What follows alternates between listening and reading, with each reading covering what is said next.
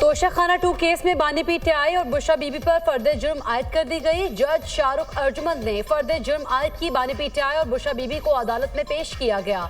मुल्जिमान का सहते जुर्म से इनकार। समाअत 18 दिसंबर तक मुलतवी। केस की इब्तदाई तहकीकात नैब ने की थी।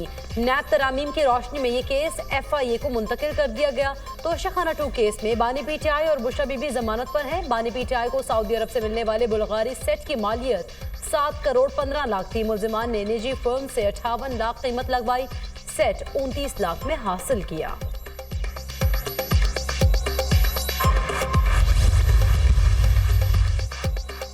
थाना शादमान जलाओ घेराव केस।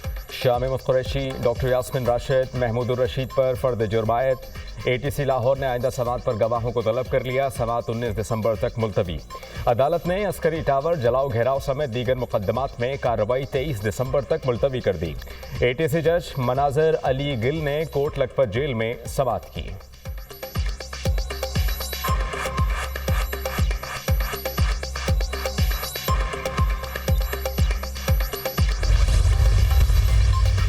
हुकूमत और PTI के दरमियान मुज़ाकरात। असद कैसर की स्पीकर कौमी असम्बली अयाज सादिक से मुलाकात। मुल्की वफाद में मिल बैठ कर इत्तफाक़ी राय पैदा करने पर बातचीत। दोनों तरफ से सख्त गिर मौक़िफ़ रखने वालों को समझाया जाए। रहनुमाओं का मौक़िफ़। मुज़ाकराती अमल को शफाफ अंदाज से आगे बढ़ाने पर इत्तफाक।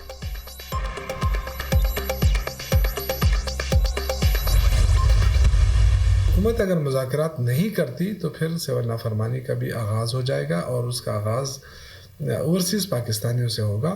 और क्या उसके जो मौजूदा मईशत है, जो वेंटिलेटर पे जो मईशत चल रही है, क्या ये जो मज़ीद सियासी अदम इस्तेहकाम पैदा करने की कोशिश हो रही है, उससे क्या मईशत बेहतर हो सकेगी, क्या तरक्की आगे बढ़ सकेगी।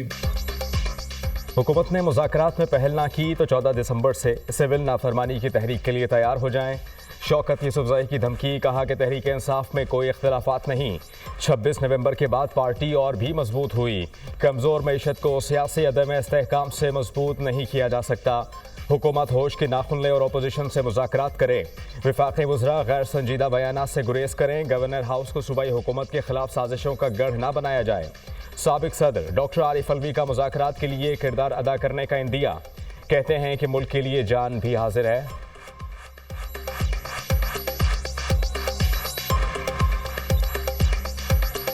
आप कोई कैरेक्टर प्ले करने की कोशिश करेंगे मौजूदा सूरत-ए-हाल को बेहतर करने के लिए? हमेशा तैयार हूँ। देखो, मुल्क की हालात बेहतर करने के लिए आदमी क्या अपनी जान कुर्बान।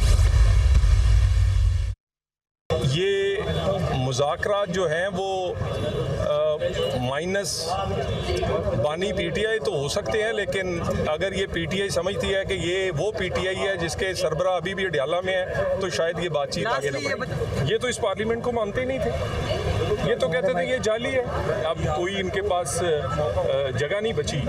और एक चार्जशीट, जो चार्जशीट है बानी PTI और फैज़ हमीद के ख़िलाफ़, वो कली फैज़ हमीद के ख़िलाफ़ नहीं है। और ये जो बुशरा बीबी की जो जादूगरी थी, उसके पीछे जादूगर जो था वो फैज़ हमीद था।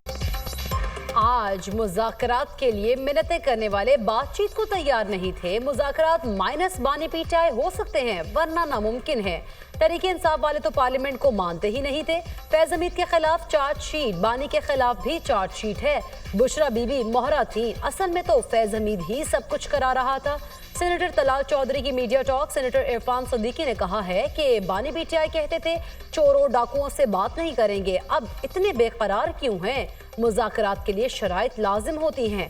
गैर मशरूत मुज़ाकरात कैसे हो सकते हैं? सिविल नाफरमानी करने की तलवार लटका कर कौन से मुज़ाकरात कर रहे हैं?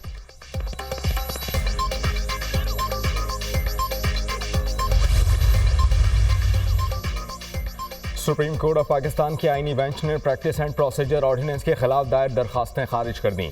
चेयरमैन तहरीक इंसाफ बैरिस्टर गौहर अली खान ने ऑर्डिनेंस को चैलेंज किया था। प्रैक्टिस एंड प्रोसीजर ऑर्डिनेंस खत्म हो चुका। जस्टिस अमीनुद्दीन खान के रिमार्क्स।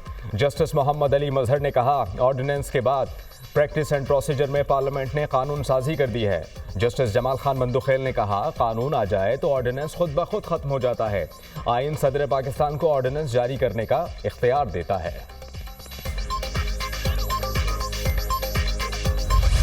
मिलिट्री कोर्ट्स का पूरा केस आर्टिकल 8 के गिर्द घूमता है। जो शख्स आर्म फोर्सेस में नहीं, वो उसके डिसिप्लिन के नीचे कैसे आ सकता है? एक शख्स महकमा ज़राअत में से है, उस पर महकमा ज़राअत के डिसिप्लिन का इतलाक होगा।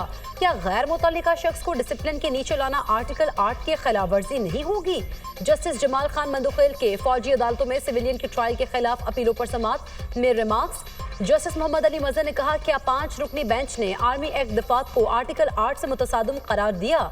आर्मी एक्ट के दफात को आर्टिकल 8 से मुतसादिम होने का क्या जवाब फैसले में दिया गया? वकील ख्वाजा हारिस ने दलाइल दिए। मखसूस हालात में सिविलियन पर भी आर्मी एक्ट का इतलाक होता है। अदालत के पास आर्मी एक्ट दफात को कलअदम करार देने के लिए इख्तियार नहीं है। जस्टिस जमाल खान मंदुखेल ने इस्तफसार किया, इस तरह तो अगर कोई उकसाने का सोचे, उस पर भी आर्मी एक्ट का इतलाक होगा। अदालत ने मिलिट्री कोर्ट्स फैसले के खिलाफ इंट्रा कोर्ट अपीलों पर समाअत कल तक के लिए मुलतवी कर दी।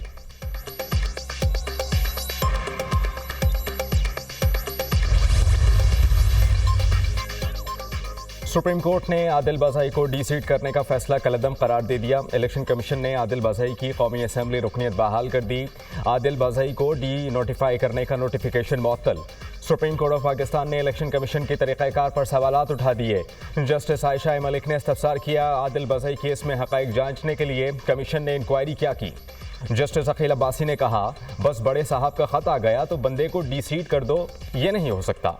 जस्टिस मंसूर अली शाह ने कहा कि एक हल्के के अवाम को डिसफ्रेंचाइज करने का पैमाना तो सख्त होना चाहिए। जस्टिस आयशा मलिक ने रिमार्क्स देते हुए कहा कि इलेक्शन कमीशन कह दिया वो दस्तावेज तो सीक्रेट है। आपके पास 2 बयान हल्फी आए थे, एक जीतने वाला कह रहा है कि मेरा है, दूसरा कहता है कि मेरा नहीं। आपने किस इख्तियार के तहत बगैर इंक्वायरी एक बयान हल्फी को दुरुस्त मान लिया? क्या इलेक्शन कमीशन ये कह सकता है कि बस एक बयान हल्फी पसंद नहीं आया, दूसरा आ गया? क्या इलेक्शन कमीशन मुल्क की तमाम अदालतों से बालतर है? जस्टिस मंसूर अली शाह ने कहा कि ट्रायल कोर्ट की पावर इलेक्शन कमीशन के पास कहां से आई? इलेक्शन कमीशन ने तो बिल्डोजर लगाया हुआ है।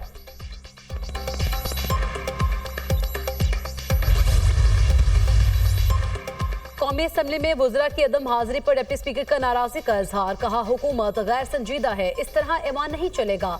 अगर वुज़रा अगले हफ्ते नहीं आते, हम इजलास नहीं चलाएंगे। कल भी रूलिंग दी थी, वज़ीर आज़म को लिखेंगे। नवीद कमर ने कहा, वुज़रा की आईनी ड्यूटी है कि ऐवान में मौजूद हों।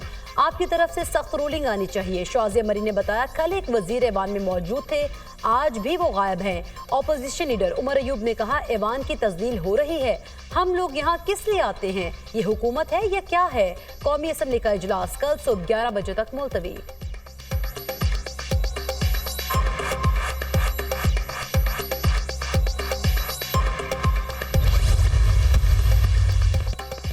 मदारिस के रजिस्ट्रेशन के कानून पर तनाज़ा। कौमी असम्बली सेक्रेटेरिएट ने सदर के एतराज़ात जमीयत उलमा इस्लाम फ़े को फराहम कर दिए। फजल रहमान आज मामले पर अपना मौक़िफ़ वाज़े करेंगे। स्पीकर ऑफिस ने JUI को अपने मौक़िफ़ से भी आगाह कर दिया। मदारिस की रजिस्ट्रेशन के हवाले से नया हुकूमती मुसव्वदा भी मौलाना फजल रहमान को फराहम कर दिया गया। JUI फ़े के कानूनी मुशीर सेनेटर कामरान मुर्तज़ा ने तस्दीक कर दी।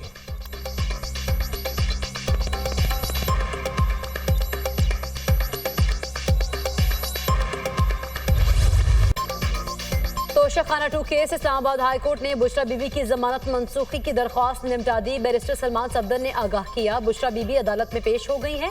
जस्टिस मियां गुल हसन औरंगजेब ने रिमार्क्स दिए, पेश तो हो गई हैं लेकिन आप पे कंट्रोल में नहीं है, इन केसेस को संजीदा लें। जस्टिस मियां गुल हसन औरंगजेब का बैरिस्टर सलमान सफदर से मुकालमा, हाई कोर्ट अगर जमानत देती है तो मुलजिम पेश ना हो तो ट्रायल कोर्ट जमानत कैंसिल कर सकती है। ये हाई कोर्ट के ऑर्डर हैं, तौहीन अदालत नहीं होगी। अदालत के रिमार्क्स।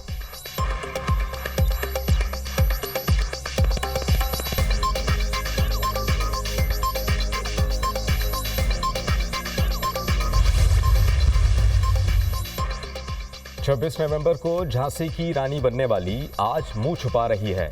शौहर की तरह असखुद कौम से खिताब करने वाली बुशरा बीबी आज खामोश हैं। वो अपना इनकलाबी भाषण पेशावर छोड़ाई। वज़ीर इत्तलात पंजाब अज़मा बुखारी ने कहा कि 26 नवंबर को डी चौक फतह करने वाली आज सहाफ़ियों के सवालात पर एक लफ्ज़ नहीं बोल सकीं। बुशरा बीबी मीडिया को बताएं डी चौक से भागने का प्लान उनका था या गंडापुर का। आज कौम को बताएं डी चौक से दौड़ क्यों लगाई। बुशरा बीबी की गैर रस्मी सोच, सियासी और गैर सियासी फैसलों ने उनकी पार्टी को तकसीम किया।